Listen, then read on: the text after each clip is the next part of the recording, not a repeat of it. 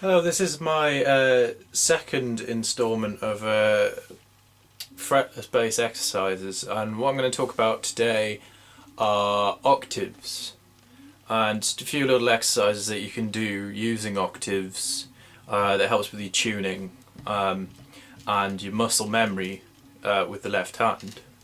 The first one I'm going to show you is just an octave exercise using chromatics. So what we're going to do is we're going to start on the B flat, on the A string, and then we're going to play the octave, the B flat, on the G string.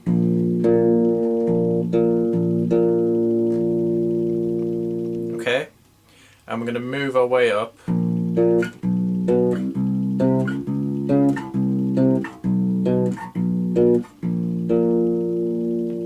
Up to the D flat,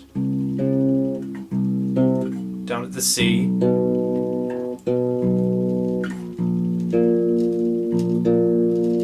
now you can notice there that even I am slightly out of tune because the stretch is quite a big stretch, and one thing you can do is, of course, you can use your little finger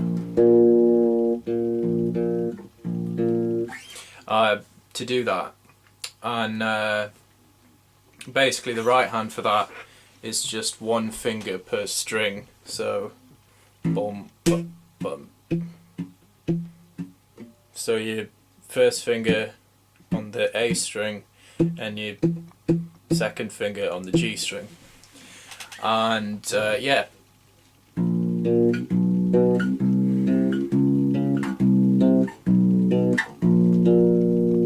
Now play each octave and make sure that you're in tune.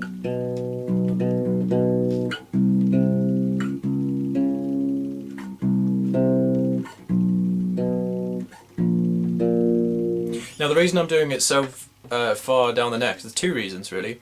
One, there is the safety net of the B flat because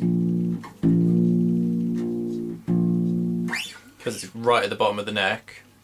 It's not an open string, but it is as close as you're going to get to as a safety net, and also to help with your stretch as well. That's the second reason.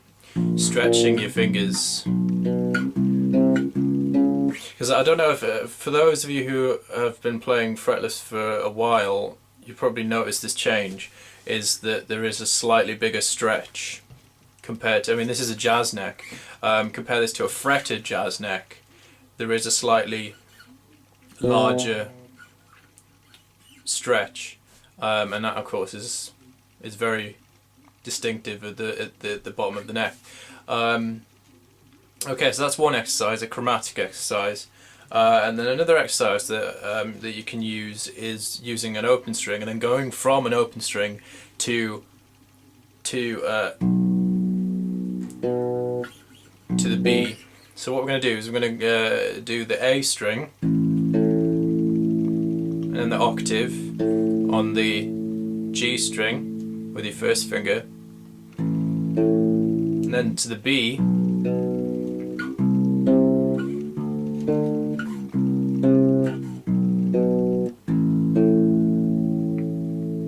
so that's A, and it's the same fingering as before.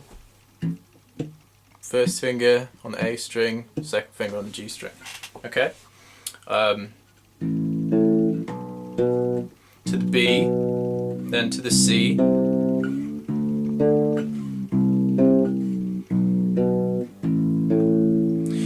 Now you can slide if you want, don't have to. I mean, it does sound nice if you slide.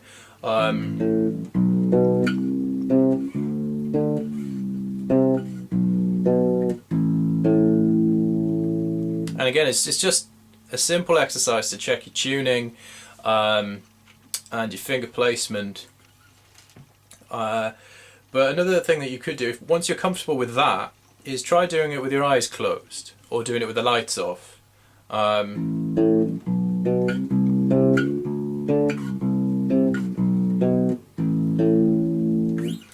Again, it's so that you hear whether you're out of tune. You don't see whether you're out of tune. You hear. And I suppose you can combine the open strings. This is another exercise you could do. Combine open strings with position switching. Now this gets a little bit more complicated because, of course, there is the tendency to go out of tune is greater. Say, for example, you do the A and then go up to the D.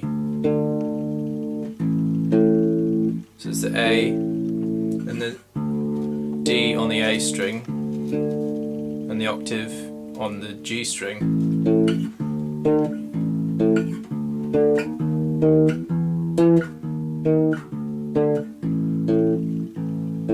And then we could involve some chromatics as well, so kind of combining the two exercises together.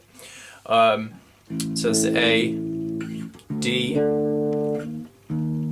E flat, E, and back to the A.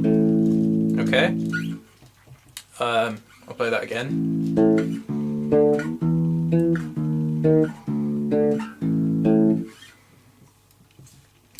It's quite a good, a little exercise. Another thing that you could do is involve sliding into a note, say from the open string, from the A.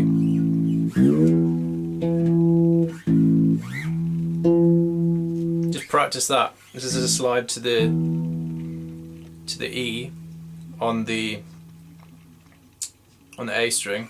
So from an open A string, slide up to the E, and then pop the octave.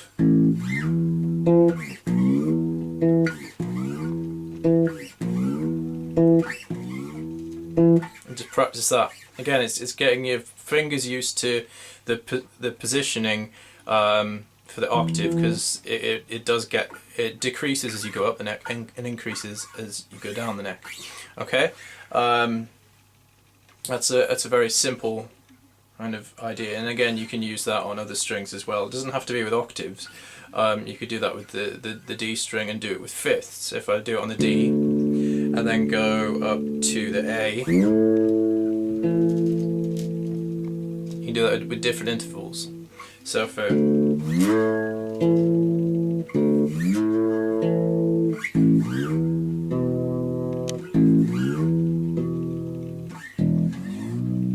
going down the strings,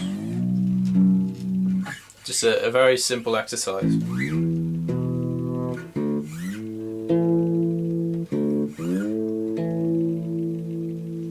And then using different intervals.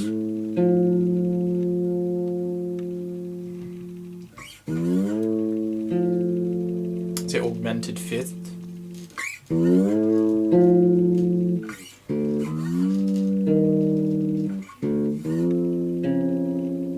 Just using different fingers, using each of your fingers.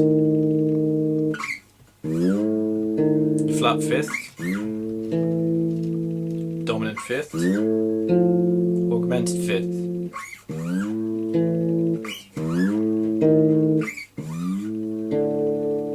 Now the one thing for doing fourths, when you're doing fourths on fretless, is not to use two fingers. Don't do that, because you rarely stay in tune when you do that. It's best to flat one finger over two strings like that. Your first finger, second finger, third finger, for any of the fingers. Easiest probably with your first finger, because otherwise you'll go pretty much out of tune all the time. Okay, so they're just a few little fretless exercises to do to help you with your tuning and your finger positioning, and I'll probably come up with some more exercises, probably some chord exercises that are specifically designed for fretless. Okay.